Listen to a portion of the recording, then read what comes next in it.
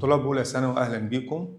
ده الجزء الثاني من المحاضرة الثانية اللي هي حل تمارين على جمع وطرح المصفوفات. أخذنا الجمع والطرح، النهارده هناخد التمارين على جزء الجمع والطرح. نبدأ كده بأول سؤال، يقول إذا كانت ألف وب وج مصفوفات من النظم م في ن، أي نظم 2 في 2 2 في 3 زي ما تكون، وكانت رمز المستطيل اللي هو المصفوفة الصفرية من نفس نظم ألف وب، يعني من نفس نظم م في ن. فإن واحد طالب منك ألف زائد ب بتساوي ب زائد، طبعا احنا عندنا الجمع قلنا يتحقق فيه خاصية الإبدال، ألف زائد ب هي ب زائد ألف، ودي الإجابة الصحيحة بتاعتنا. الخاصية الثانية ألف زائد ب في قوس زائد ج، ودي خاصية الدمج، يعني ألف زائد ب زائد ج ممكن تبقى هي ألف زائد ب زائد ج، هنا أحط ب زائد ج يبقى الإجابة بتاعتي هي ألف. رقم 3 ألف زائد المصفوفة الصفرية هي المصفوفة الصفرية زائد ألف، مش هتفرق معايا، هي هتديني ألف لأن المصفوفة الصفرية عناصرها كلها أصفار، هتضاف على المصفوفة ألف هتديني نفس المصفوفة ألف، ودي الإجابة بتاعتنا، يبقى اختار ألف وألف. ألف ناقص ب، الطرح هو عبارة عن جمع المعكوس الجمع، يعني كأنها ب زائد سالب ب، يعني ألف زائد سالب ب، فأختار هنا الإجابة تحتي سالب ب. ب مد لكل مد مدور المصفوفة هدورها تاني هتديني ب، يعني ب مد لكل مد هي ب زائد ب، مصفوفة ب زائد ب هتديني المصفوفة 2 ب، ودي الإجابة الصحيحة بتاعتي. السؤال اللي بعده يقول إذا كانت ألف 1 0 0 1، طبعا دي مصفوفة الإيه؟ مصفوفة الوحدة اللي هي الآي، فإن 2 ألف هتساوي، يعني هضرب ألف في 2 أيا كانت عناصرها، فهضرب كل عناصر المصفوفة زي ما اتفقنا، لما بضرب عدد في المصفوفة أنا بضرب كل عناصرها، فهضرب 2 في 1 و2 في 0 والصفر هنا و2 هتديني 2 0 0 2. طب هضرب المصفوفة في سالب 3 ألف، يعني هضربها في سالب 3، هضرب كل عناصرها في سالب 3 هتديني رقم ب، وكده أنا جبت المصفوفة سالب 3 ألف.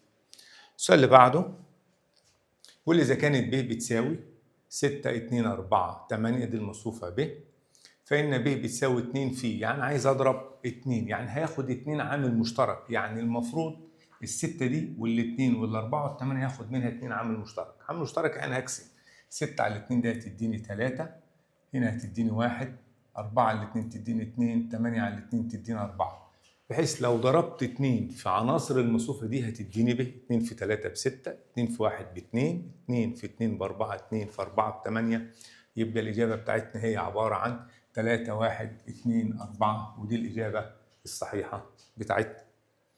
السؤال اللي بعده مديني مصفوفة ألف، افتكر كده دي من النظم إيه؟ صف في كام عمود؟ 2 3، يعني دي من النظم 1 في 3، ومديني ب من نفس النظم برضه صف 1 في 3 أعمدة، يعني 1 في 3. ينفع الجمع ينفع الجمع، لأن احنا قلنا عشان أجمع مصفوفتين لازم يكونوا على نفس النظم، وبجمع العناصر المتناظرة. تعالى اجمع ألف زائد ب، هجمع 1 مع الصفر يديني 1، سالب 2 و2 هتديني 0، 5 وسالب 3 هتديني 2، يبقى الناتج ألف زائد ب عبارة عن 1 0 2، ودي الإجابة الصحيحة بتاعتنا. السؤال اللي بعده بيقول إذا كانت ألف وب مصفوفة على النظم 2 في 3، الاثنين على نفس النظم 2 في 3، فإن المصفوفة ألف زائد 3 ب، طبعا احنا لما خدنا خواص الجمع قلنا لما بجمع مصفوفتين من نفس النظم هيديني مصفوفة من نفس النظم. طب والثلاثة اللي معانا دي، الثلاثة دي مش هتأثر لأنها هتضرب العناصر بس في 3، مش هتأثر في نظم المصفوفة، يعني معنى كده ألف زائد 3 ب هتديني نفس نظم المصفوفتين اللي هي 2 في 3، ودي الإجابة الصحيحة بتاعتنا. طبعا احنا لما بنضرب عدد في المصفوفة ما بيأثرش في النظم، هو بيغير عناصر المصفوفة، بتضرب في 2 يبقى هضرب كل العناصر في 2، هتضربها في 3 هتضرب كل العناصر في 3.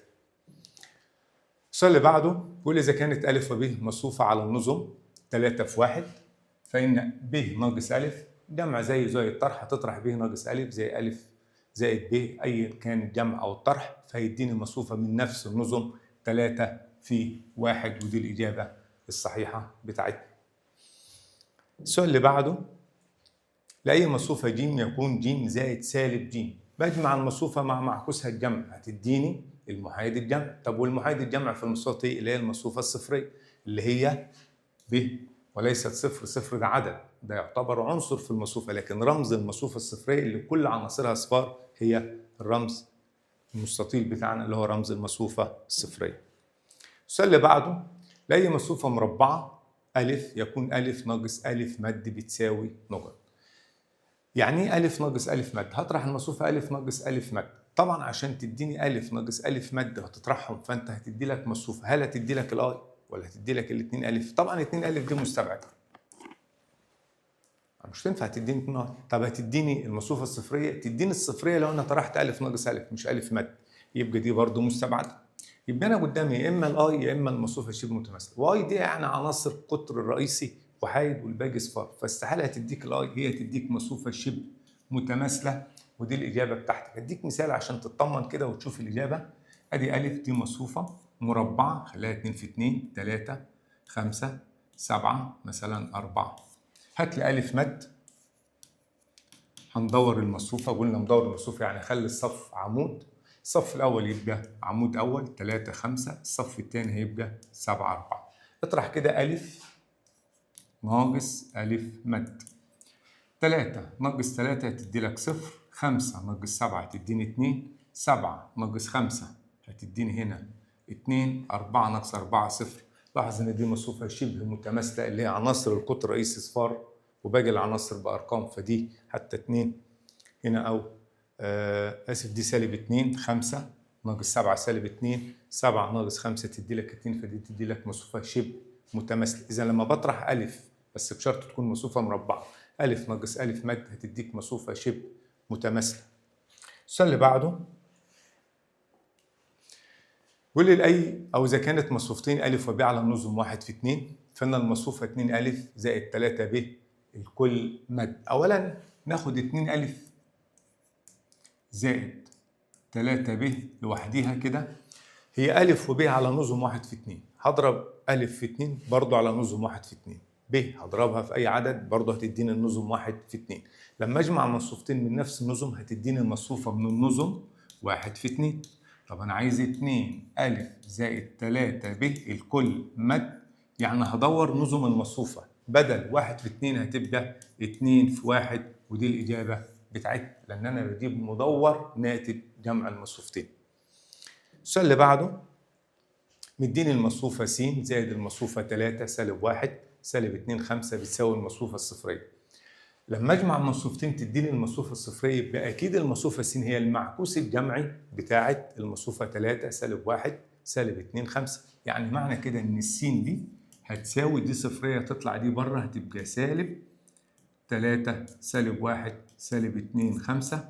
اضرب دي في سالب، يبقى المصفوفة س بتاعتك هتساوي سالب 3 1 2 سالب 5، ودي الإجابة بتاعتك. بحيث لو حطيت مكان السين المصفوفة دي وجمعت المصفوفتين هتديني المصفوفة الصفرية، يبقى الإجابة بتاعتي سالب 3 1 2 سالب 5، ودي الإجابة الصحيحة بتاعتنا. تمام؟ السؤال اللي بعده بيقول لي إذا كانت ألف مصفوفة على النظم 1 في 3، ألف زائد ب مصفوفة برضو على نظم 1 في 3، فإن المصفوفة ب مد على النظم. أولا عشان أجمع مصفوفة ألف وب لازم يكونوا ألف وب على نفس النظم. طب ألف على نظم 1 في 3، إذا الب برضو على مصفوفة نظم 1 في 3. هو عايز مصفوفة ب مد على النظم إيه؟ بدل 1 في 3 هتبقى 3 في 1، ودي الإجابة الصحيحة بتاعتنا. السؤال اللي بعده بيقول لي يوجد ناتج 2 في المصفوفة 1 2 سالب 3 زائد المصفوفة سالب 2 سالب 4 6 مد. أولا دول ما ينفعش الجمع لو ما كانش عندي المد، لأن دي نظم 3 في 1 لكن دي مصفوفة 1 في 3. لكن هو حاطط لي هنا مد، يعني هات لي مدور المصفوفة دي، فالأولى هتنزل بس هضربها في 2 هتبقى 2 4 سالب 6 زائد المصفوفة دي هات لي المدور بتاعها، هي صف 1 هيبقى عمود سالب 2 سالب 4 6. اجمع المصفوفتين 2 وسالب 2 هتديك صفر، هنا صفر هنا صفر، يبقى هتديني المصفوفة الصفرية وإجابتك هي رقم ب. تمام؟ السؤال اللي بعده بيقول إذا كانت المصفوفة دي هي مصفوفة صفرية من النظم 2 في 3، فإن المصفوفة دي زائد المصفوفة الصفرية تديني. هو المصفوفة الصفرية عناصرها صفار، هجمعها مع أي مصفوفة هتديني نفس المصفوفة. يعني هتديني إيه؟ هتديني نفس المصفوفة 4 0 سالب 3 سالب 1 5 0. هتلقى الإجابة بتاعتك رقم ج، لأنك أنت بتجمع مصفوفة صفرية اللي بنسميها العنصر المحايد الجمعي. السؤال اللي بعده مديني المصفوفة أ والمصفوفة ب، بيقول لي اوجد أ زائد ب. يعني هجمع المصفوفة أ والمصفوفة ب، فلما هجمع العناصر المتناظرة. سالب 4 و2 هتديني سالب 2، 8 وسالب 4 هتديني 4، سالب 5 و5 هتديني 0. يبقى المصفوفة بتاعتك هي كام؟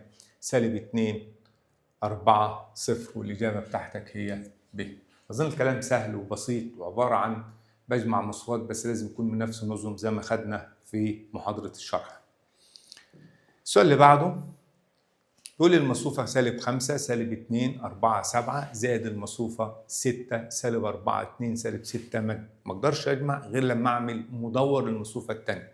فالأولى دي هتنزل زي ما هي 5 سالب 2 4 7 زائد مدور المصفوفة دي، وزي ما اتفقنا المدور يعني هل الصف عمود، يبقى الصف الأول 6 سالب 4 اللي هو العمود الأول، الصف الثاني هيبقى العمود الثاني سالب 4 سالب 4 سالب 6. هنجمع العناصر المتناظرة. يلا كده نجمع. هنقول 5 زائد 6 تدينا 11، سالب 2 و2 هتديني 0، 4 وسالب 4 هتديني 0، 7 وسالب 6 تديني 1. يبقى الإجابة بتاعتك هي 11 0 0 1 هي ج، ودي الإجابة الصحيحة. السؤال اللي بعده مديني المصفوفة 5 1 4 1 زائد ب بتديني يعني المصفوفة ب أنا عايز أعرفها. فأنا عندي هنا 5 1 4 1 زائد ب اللي أنا مش عارفها هتديني إلى مصفوفة الوحدة، ودي على نظم 2 في 2 لأن مسألتي على نظم 2 في 2 تديني 1 0 0 1. هنطلع المصفوفة دي كده بره، هتطلع بعكس الإشارة، يبقى ب بتاعتك عبارة عن 1 0 0 1 ناقص المصفوفة 5 1 4 1. بقت المصفوفة ب عبارة عن طرح المصفوفتين دول. هنطرح العناصر المتناظرة. 5 1 ناقص 5 هتديني سالب 4، 0 ناقص 1 هتديني سالب 1، 0 سالب 4 هتديني سالب 4، 1 ناقص 1 0 وهتديني سالب 4 سالب 1 سالب 4 0، ودي الإجابة الصحيحة بتاعتك. السؤال اللي بعده يقول لي المصفوفة 5 سالب 3 دي من النظم 2 في 1 لأن مصفوفة عمود، زائد 3 في المصفوفة 1 سالب 2 مد. طبعا أجيب مدور وأضرب في 3، طب ولا أضرب 3 وأجيب المدور؟ دي زي دي الاثنين نفس الناتج. فأنا هنزل المصفوفة الأولانية زي ما هي 5 سالب 3 زائد هضرب دي في 3 وأدورها، هضرب في 3 تبقى دي 3، هضرب دي في 3 تبقى سالب 6. كده المصفوفتين من نفس النظم. نبدأ نجمع. 5 زائد 3 تديني 8، هنا سالب 9، ودي الإجابة الصحيحة بتاعتنا. السؤال الثاني بيقول لي المصفوفة 2 س زائد سالب 2 سالب 4 4 0 بتساوي المصفوفة الصفرية. اوجد قيمة س. يعني معنى كده هطلع المصفوفة دي بره، هتطلع بعكس الإشارة، يبقى 2 س هتساوي، هنغير الإشارات دي كلها، هتبقى 2 سالب 4 0. معنى هطلع دي بعكس الإشارة بتاعتها، هتحط السالب بره هتضربها في سالب كلها، فتبقى 2 وهضرب دي في سالب تبقى 2، هضرب دي في سالب 4 0. أنا عايز المصفوفة س مش 2 س، يعني السين بتاعتك دي هتساوي اقسم على 2 تديني 1 1 سالب 2 0، ودي الإجابة بتاعتك اللي هي المصفوفة 1 1 سالب 2 0، ودي قيمة المصفوفة س. السؤال اللي بعده بيقول إذا كانت س و6 ناقص المصفوفة 1 ص بتساوي 3 و5. طبعا هطرح دول واساويهم بالمصفوفة وبساوي العناصر المتناظرة. هطرح س ناقص 1 ده العنصر الأولاني، 6 ناقص ص ده العنصر الثاني، الكلام ده بيساوي 3 5. كده نقدر نجيب قيمة السين وقيمة الصاد. هيساوي العناصر المتناظرة، يعني س ناقص 1 هتساوي 3، هنودي الواحد بره بعكس الإشارة يبقى السين ب4، وكده أنا جبت قيمة السين. هات لي الصاد. 6 ناقص ص هتساوي 5، هنطلع ال6 بره يتبقى سالب ص هتساوي 5 ناقص 6 هتديني سالب 1. إذا الص قيمتها ب1. كده جبت السين والصاد. هو عايز منك قيمة س زائد ص، يعني 4 زائد 1 هتديني 5، ودي الإجابة الصحيحة بتاعتنا. السؤال اللي بعده مديني مجموع مصفوفتين بيساوي مصفوفة، بس خلي بالك هنا في مد، فأنا لازم أجيب مدور المصفوفة التانية دي وأجمعهم وأساوي العناصر المتناظرة، ومنها أقدر أجيب قيمة الكاف والسين والصاد.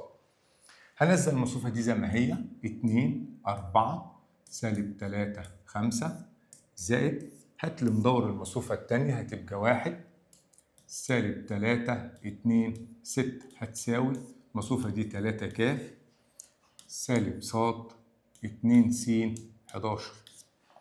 تعالى كده نجمع العناصر المتناظرة، يعني معنى كده 2 زائد 1 هتساوي 3 كاف، يعني 3 هتساوي 3 كاف، إذا قيمة الكاف هتساوي إيه؟ 1. أول تاني عملنا إيه؟ جمعت الاتنين زائد الواحد ب3 هساويها بالعنصر المناظر لها اللي هو 3 كاف. 4 زائد 2 بتساوي سالب ص، يعني معنى كده الصاد هتساوي سالب 6. سالب 3 زائد سالب 3 بتساوي 2 س، يعني سالب 6 بتساوي 2 س، هقسم على الاتنين يبقى الس بتاعتك بسالب 3. 5 زائد 6 ب 11 كده تمام، أنا مش عايز قيمتها لأن ما عنديش مجهول، يبقى أنا جبت قيمة الكاف وجبت قيمة الصاد وقيمة السين. هو طالب إيه؟ س زائد صاد زائد كاف، يعني 1. الصاد بسالب 6 سالب 3، الكلام ده يديني سالب 8، ودي الإجابة الصحيحة بتاعتنا. السؤال اللي بعده مديني مصفوفة ناقص مصفوفة، نظم 2 في 2 والتانية 2 في 2، بيقول لي بتساوي المصفوفة الصفرية. يعني معنى كده 3 ناقص 3 تديني 0، 0 ناقص 0 يديني 0. آخد العنصر اللي هو سالب 2 س ناقص س ناقص، وخلي بالك الناقص دي فيها مشكلة، لازم تحط المقدار اللي بعدها في قوس، يعني هقول ناقص وافتح قوس، العنصر ده عبارة عن س زائد ص. لو نسيت تحط القوس المسألة هتبوظ، لكنك حطيت السين بالسالب وهتسيب الصاد، فتخلي بالك من الأقواس لما يكون بعديها مقدار وقبل المقدار دي إشارة سالب. هتساوي 0، ده عناصرها صفار. تعال نختصر، سالب 2 آسف دي 2 بس،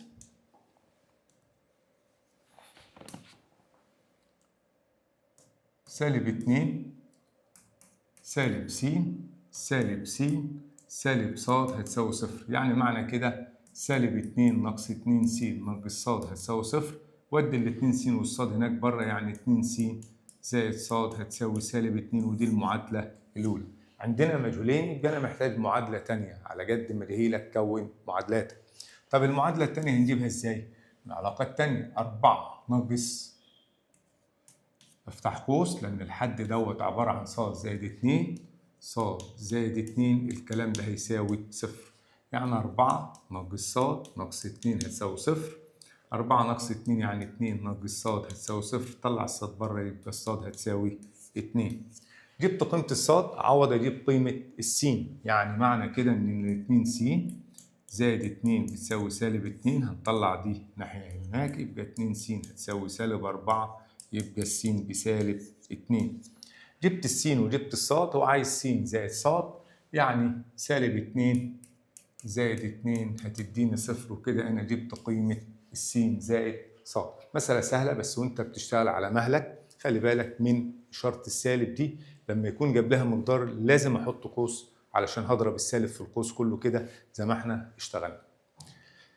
السؤال اللي بعده مديني المصفوفة 6 1 5 سالب 3 بتساوي س في المصفوفة دي ناقص ص في المصفوفة دي، يعني كده الستة والواحد 5 سالب 3 هتساوي، هضرب س في عناصر المصفوفة دي هتبقى هنا 0 س 5 س 0، هضرب الس في كل العناصر، ناقص هضرب المصفوفة الثانية في ص. في حلين أو طريقتين، يا إما تضرب الصاد وتسيب السالب، يا إما هضرب السالب صاد وأخلي الإشارة بين المصفوفتين زائد، فممكن نخلي دي زائد وهضرب الصاد بإشارتها بسالب صاد في سالب 2 2 صاد، سالب صاد في 0 بصفر، سالب صاد في 0 بصفر، سالب صاد في 1 بسالب صاد، عشان أتخلص من السالب اللي بينهم. تعالى نجمع المصفوفتين دول كده، 0 زائد 2 صاد هتديني 2 صاد، س زائد صفر هتديني س، 5 س زائد صفر، صفر زائد سالب ص هتديني سالب ص، الكلام ده هيساوي 6 1 5 سالب 3. هو عايز منك قيمة السين والصاد، تعال نساوي الاتنين صاد بستة، يعني 2 صاد هتساوي 6، إذا الصاد هتساوي 3. على فكرة كان ممكن تجيبها من هنا برضو، سالب صاد هتساوي سالب 3 يبقى الصاد ب3، هي تديك نفس النتيجة. لو طلعت النتيجة دي غير دي يبقى في خطأ عندك فين؟ في الجمع أو في حاجة أنت عملتها غلط في السؤال. عايز قيمة السين، هاخد 5 س هساويها ب5، 5 س هتساوي 5 يبقى السين ب1، أو خد السين دي كده سويها بدي، يبقى السين بكام؟ ب1، وجبنا الصاد بكام؟ ب3، وعايز س زائد صاد يعني 3 زائد 1 هتساوي 4، ودي الإجابة الصحيحة بتاعتنا. السؤال اللي بعده مديني 2 في المصفوفة س ص ناقص 3 في المصفوفة س ص بتساوي المصفوفة 3 و2، عايز قيمة س ناقص ص.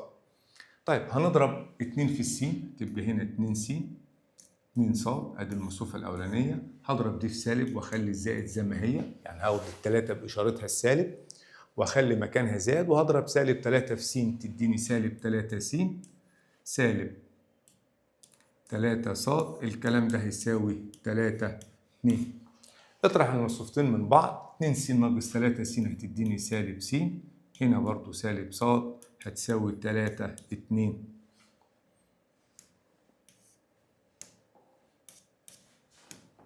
هتديني المصفوفة 3 2. ساوي العناصر المتناظرة، سالب س ب3 يعني الس هتساوي سالب 3، سالب ص ب2 يعني الصاد بسالب 2. هو عايز منك س ناقص س سالب 3 ناقص والصاد بسالب هتديني موجب 2، يبقى الكلام ده يديني سالب 1. وخلي بالك من الجمع والطرح وانت بتشتغل في الإشارات بتاعتك، يبقى الإجابة بتاعتك سالب 1. السؤال اللي بعده مصفوفة 2 في 2 هتتجمع مع مصفوفة 2 في 2 هتديني المصفوفة سالب 5 س 4 9، طالب منك قيمة الصاد. هنجمع المصفوفتين دول مع بعض، هنجمع العناصر المتناظرة، يعني س زائد ص، سالب 2 وسالب 1 تديني سالب 3، 1 زائد 3 تديني 4، 4 زائد 5 تديني 9، الكلام ده هتساوي سالب 5 س 4 9. الأربعة والتسعة زي ما هما، يبقى أنا هاخد السين أساويها بسالب 3، يعني السين بسالب 3. العنصر الأولاني س زائد ص هتساوي سالب 5، أنا خدت س زائد ص سويتها بسالب 5، سالب 3 بس، جبت قيمة السين، أعوض بالسين دي هنا، يعني سالب 3 زائد ص هتساوي سالب 5، نطلعها بره يبقى الصاد بسالب 2، جبت قيمة الصاد، هو مش عايز غير قيمة منك الصاد، يبقى الصاد قيمتها هتساوي سالب 2، ودي إجابتنا الصحيحة.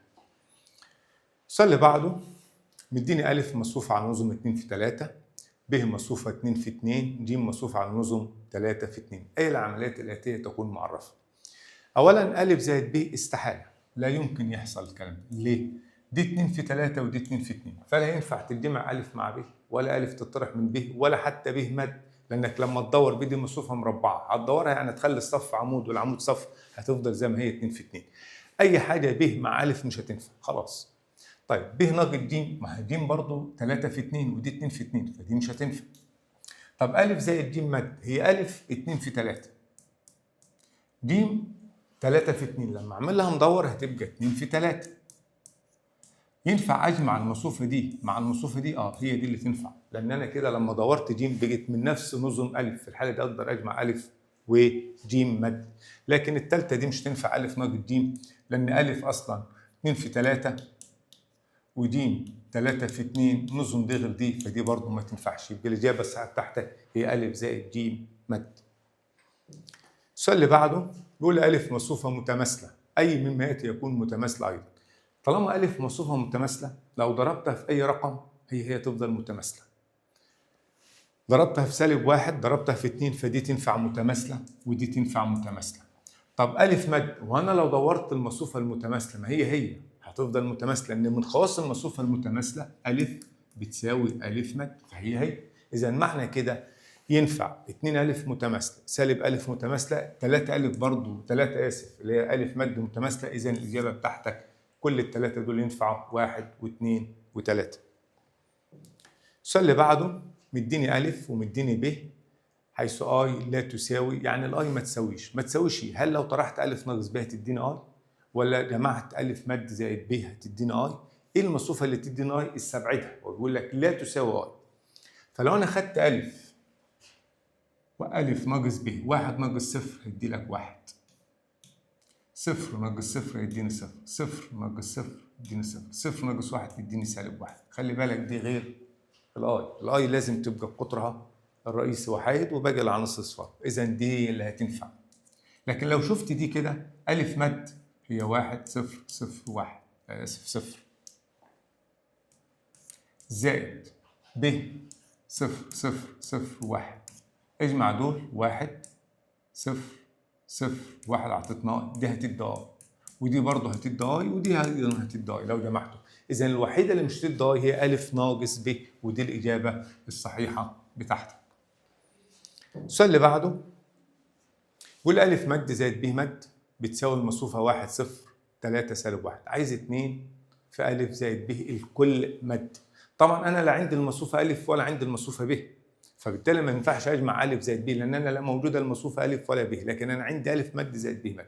بس احنا خدنا خاصيه لو تفتكر، الف زائد ب الكل مد هي الف مد زائد ب مد. قلنا المدور بتاع الجمع والطرح ينفع يتوزع عليهم، يعني معنى كده 2 في الف زائد ب الكل مد هي 2 في الف مد زائد ب مد. طب ما ألف مد زائد ب مد عندي، يعني معنى كده الكلام ده هيساوي 2 في 1 0 3 سالب 1. اضرب دي في 2 هتديني المصفوفة اللي احنا عايزينها اللي هي 2 0 6 سالب 2، ودي الإجابة الصحيحة بتاعتك. يبقى المسألة تعتمد على خاصية مهمة، إن أنا أقدر أوزع المد على الجمع والطرح. ألف زائد ب الكل مد هي ألف مد زائد ب مد، يعني القوس ده هو ده، رحنا شلناه حطينا مكانه المصفوفة وضربناها في كام؟ في 2. السؤال اللي بعده مديني ألف زائد ب الكل مد جمعهم بكذا، عايز المصفوفة ب. طبعا أنا ما عنديش المصفوفة ب، هو طالبها مني، لكن عندي المصفوفة ألف. فأنا هاخد الخاصية اللي احنا اشتغلنا بيها دي كده وهقول ألف زائد ب الكل مد هتساوي 3 سالب 2 1 سالب 4. وهقول لك على طريقتين للحل. الطريقة الأولى وزع المد على دول، يعني هقول ألف زائد ب الكل مد هي ألف مد زائد ب مد هتساوي 3 سالب 2 وادي سالب 4. طب ما أنا عندي ألف هجيب المدور بتاعها، يبقى ألف مد هتدورها تدي لك كام؟ 1 سالب 3 سالب 1 2 زائد ب مد هتساوي المصفوفة 3 سالب 2 1 سالب 4. أنا عايز ب مد هودي دي هناك بالسالب، يبقى ب مد هتساوي 3 سالب 2 1 سالب 4 ناقص المصفوفة دي هتبقى 1 سالب 1 سالب 3 2. اطرح دول من بعض، هطرح العناصر المتناظرة، 3 ناقص 1 هتديني 2 سالب 2 سالب 1 هتديني سالب 1 1 ناقص 3 هتديني 4 سالب 4 سالب 2 تديني سالب 6. بس خلي بالك دي مش ب، دي ب مد، يبقى المصفوفة ب نفسها هتبقى عبارة عن مدورها. هدور دي هتديني 2 سالب 1 4 سالب 6 اللي هي 2 4 سالب 1 سالب 6 اللي هي الإجابة بتاعتك ب. ده حل. في حل آخر أو طريقة أخرى للحل، إن أنت تعمل إيه؟ هاخد ألف زائد ب الكل مد هتساوي 3 سالب 2 1 سالب 4، واروح مدور القوس ده كله كده وهدور دي مد، كل مادة هتديني ألف زائد ب هتساوي مدور دي هتبقى 3 سالب 2 1 سالب 4. أنا عندي الألف يبقى دي 3 1 سالب 2 سالب 4، هودي الألف بره تروح بالسالب وهنزلها زي ما هي اللي هي تبقى كام؟ ألف 1 سالب 3 سالب 1 2. اطرح كده، هطرح كده يبقى الب هتساوي 3 ناقص 1 هتديني 2، 1 ناقص 3 هتديني 4، سالب 2 سالب 1 هتديني سالب 1، سالب 4 وسالب 2 تديني سالب 6، وكده ب هي نفس الب اللي احنا جبناها هنا. سواء حليت بالطريقة دي أو بالطريقة دي الاتنين صح. يبقى الفكرة يا إما هتوزع المادة على القوس تبقى أ مد زائد ب مد، وهنزل دي زي ما هي، اطلع المصفوفه أ مد اطرحها، اللي هتطلع ب مد اجيب مدورها تطلع المصفوفه ب، او اخد القوس كله اعمل مد أ زائد ب لكل مد، وهعمل مدور تاني تديني أ زائد ب، وهدور المصفوفه دي اطلع الألف واجيب الب، سواء الاثنين صح والطريقتين كويسين. السؤال اللي بعده مديني أ، فإن المصفوفة 1 7 5 4 عبارة عن أ ناقص 2. أولا دي كده وأنت كده لو شاطر أول واحدة كده دي غلط، ما تنفعش. ليه ما تنفعش؟ لسبب بسيط، ما ينفعش أطرح مصفوفة منها عدد. دي نظم مصفوفة يعني في صفوف وفي أعمدة، لكن ده رقم ما فيهوش، ما ينفع. فدي كده بديهيا كده على طول ده غلط. لازم أطرح، ممكن أقول 2 في أي أو زائد أي أو أ ناقص أي، فإنهي واحدة من دول تديني المصفوفة دي؟ طب أ دي لو طرحت منها 2 أي، ما هي أ دي عبارة عن 3 7 5 6. لو طرحت منها اي اللي هي كام؟ 1 0 0 1. اطرح 3 ناقص 1 تديك 2، فدي ما تنفعش. يبقى أ ناقص اي دي مش هتنفع. طب أ ناقص 2 اي، حط هنا 2، يعني هضرب هنا في 2، يبقى دي 2 ودي 2، وهنمسح كده الايه؟ الواحد بتاعنا.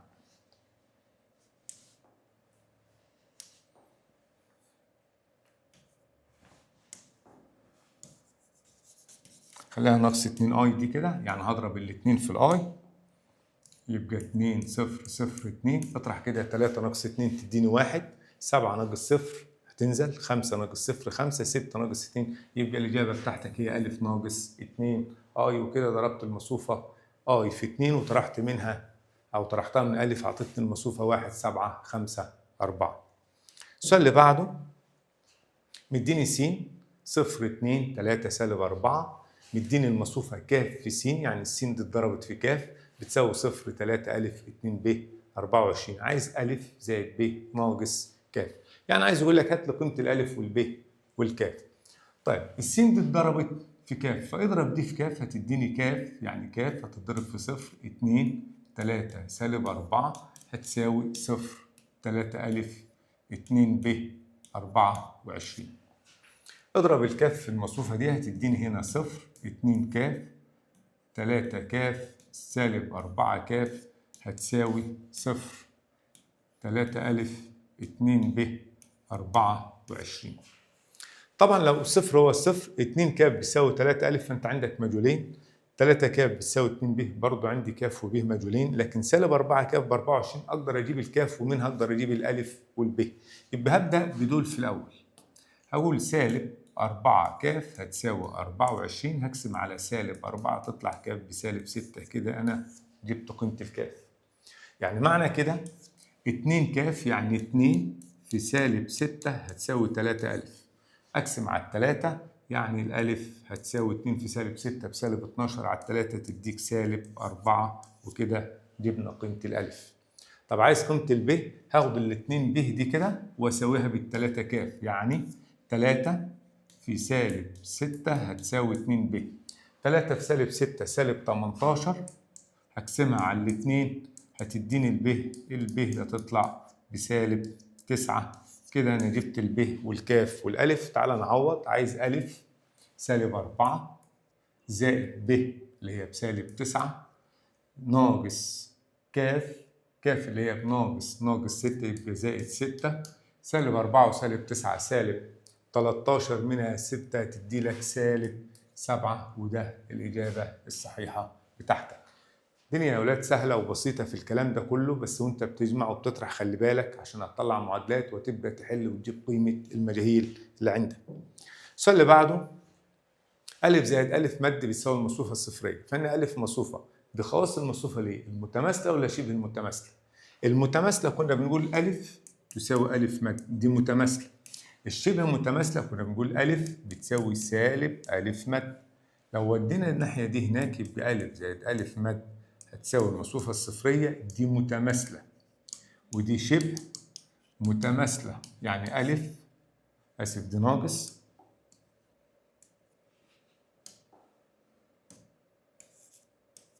هنا ألف زائد ألف مد هتساوي المصفوفة الصفرية. شوف هو مدي لك هنا واحدة بيقول لك ألف زائد ألف مد بتساوي المصفوفة الصفرية، إذا دي مصفوفة إيه؟ شبه متماثلة. السؤال اللي بعده ألف مصفوفة شبه متماثلة، فإن ألف زائد ألف مد بتساوي، لما بجمع المصفوفة زائد مصفوفة متماثلة، ما احنا لسه جايلينها لما تكون شبه متماثلة واجمع ألف زائد ألف مد هتديني المصفوفة الصفري على طول، لأن هي نفس الخاصية بس كتبها بشكل مختلف. السؤال اللي بعده مدي لك ألف مصفوفة متماثلة، فإن نص ألف زائد ألف مد بتساوي نقط. هل هتساوي ألف ولا نص ألف ولا ألف؟ أولا دي مصفوفة متماثلة، عشان كده نبقى فاهمين متماثلة يعني هننزل نص ده كده، نكتب اللي هو طلب ألف زائد ألف مد. طالما دي متماثلة يعني معنى كده ألف هتساوي ألف مد، يعني ممكن أشيل ألف مد هكتب مكانها ألف، يعني دي هتساوي نص في ألف زائد ألف. طب ما ألف زائد ألف يعني نص في 2 ألف، الاتنين هتروح مع النص هتديني مين؟ هتديني المصفوفة ألف. ومعنى كده لما تكون عندي مصفوفة متماثلة ألف زائد ألف مد أضربها في نص تديني نفس المصفوفة بتاعتي ألف. السؤال اللي بعده س مد لكل مد ناقص س. طب ما س مدورها، هدور المدور تاني، يعني س مد لكل مد هتديني س، يعني دي معناها كده س ناقص س هتديني المصفوفة الصفرية، ودي إجابتك الصحيحة. السؤال اللي بعده بيقول لي إذا كانت ألف وب لهما نفس النظم م في ن، فإن المصفوفة ألف ناقص 2 ب تكون على نفس النظم بتاعتهم، يعني هتجمع هتطرح هتدي لك م في ن، يبقى هي برضه م في ن، ما فيهاش أي تغيير، لأن في الجمع والطرح لازم يكونوا من نفس النظم، هتديني مصفوفة على نفس النظم بتاعتهم. آخر سؤال بيقول إذا كانت ألف وب مصفوفتين على نظم 3 في 2، فإن المصفوفة 5 ألف زائد 3 ب الكل مد.